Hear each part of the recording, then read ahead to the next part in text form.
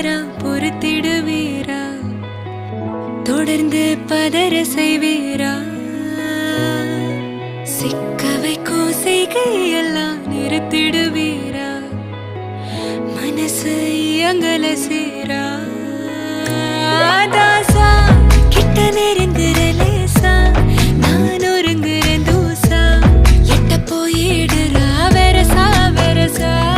தாசா இது என்ன புதுசா, வெக்கம் ஆச்சு சிறுசா, கொஞ்சம் பார்த்து தொடு